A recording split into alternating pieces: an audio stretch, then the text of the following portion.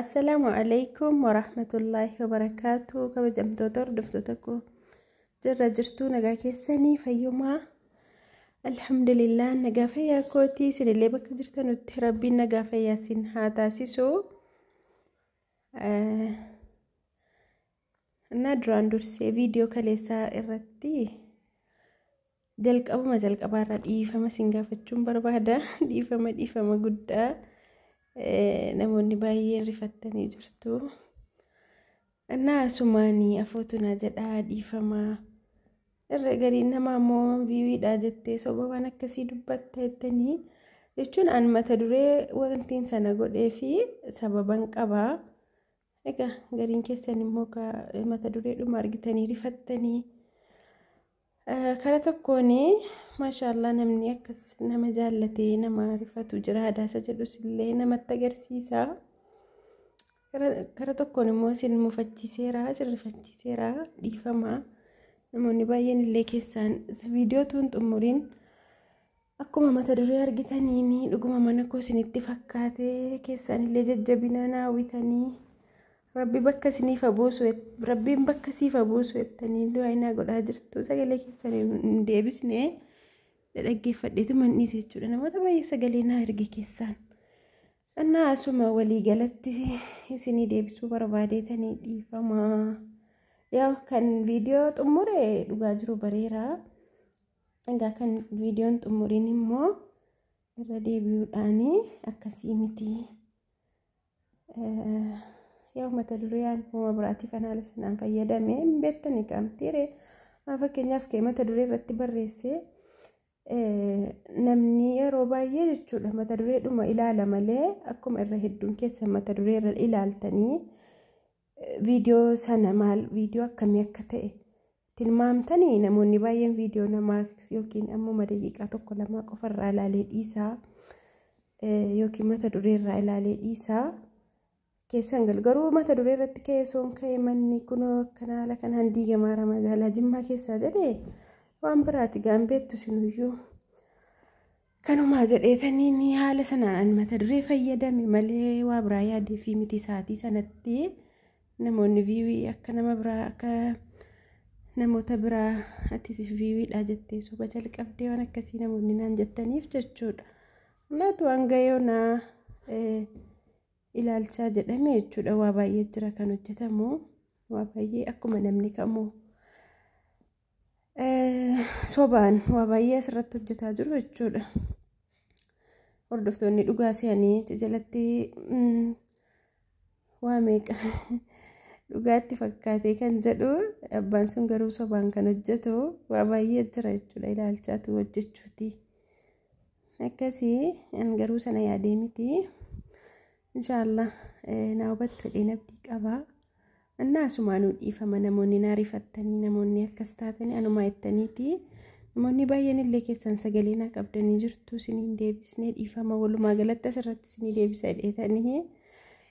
Manni mana koo kan viidiyoo sana ilaaltanii xumurtanii hubattaniitu kan garuu viidiyoo sana ilaaltanii immoo xumurree osoo daqiiqaan hin fagaatiniin isinitti himaa. Mana koo miti alhamdulillah mana waan diigamus illee hin qabu magaalaa Jimmaa keessaa. Manni obboleessa ofii manni obboleettii ofii manni haadha ofii akkuma mana ofiiti wallaahi hedduu qalbii nama cabsa jechuudha. Hedduu wanti tokko dirqamaan gad dhufee namarra ga'u miti. Irrayyuu kan namaatu baay'ee tokko nama gaddisiisa kan ofii silaa namarra ga'e rabbiin sabriidhuma wayii namaaf kennaa.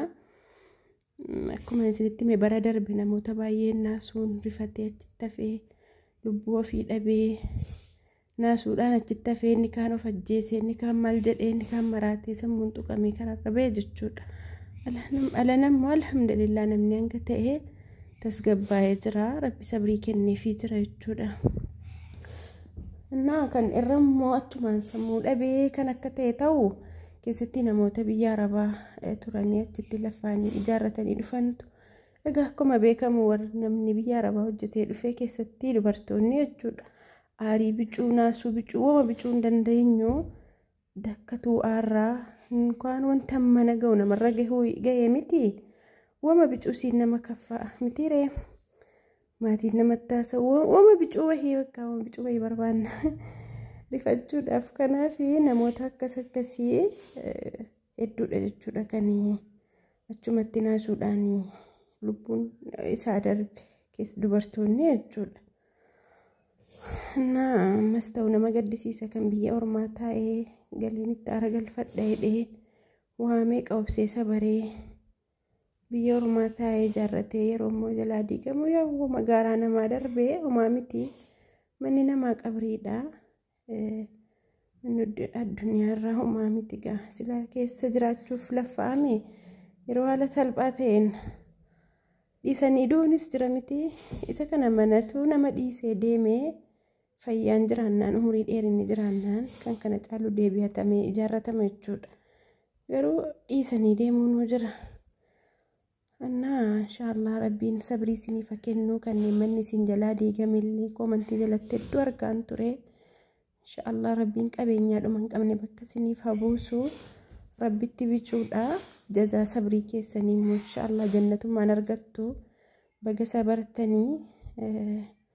Egaa kan sabrii dhabeellee lubbuu ofii dhabe jirallee mana duniyaa isii bakka qanii tokkoon caccabdee badde sanaa rifatee mana akiraa isii boolla dhundhuma 3 sanatti dhaqee galee jechuudha. Sun manni sabrii dhaburraan kan ka'e. Kanaaf kan sabrii si rabbi isinii kennee immoo fayyaa isinii kennee dalagataa jirtan uummanni isinirraa diigamee inshallah waan dalagattan keessa rabbiin barakaa isinii kaa'ee kan sanaa olii rabbiin bakka isiniif habuusuun inshallah. Asumaanuu maaliif viidiyoo koo hin xumurree viidiyoo daqiiqaa 8 yoo danate 10 kana maaliif hin xumurree isiniin jedha. Inshallah yoo isinitti tole xumuraa yoo isinitti tole laayikii godhaa. Egaa namni keenya waan jira mitiiree waanuma piraankii akka diraamaa akka soba kanaa abbaa manaa koo hiikee fuudhee maal ta'ee du'ee ka'ee wama akkasii kana jechuudha kan ilaalamu. Egaa gummaa akkasii immoo rabbi nuun kennine inshallah homaa miti.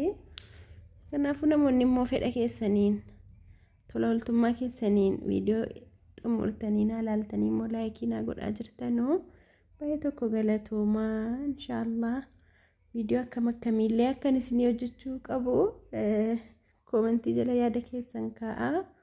Egaa irra guddaa waa'ee mana keessaa kan isin barbaaddanoo inshallah sanas yeroo muraasa booda kan inshallah haala gaariin kan inni isiniif dhiyeessu ta'a. Hanga viidiyoo biraatti walitti deebinutti nagaa rabbi keessanaaf tura.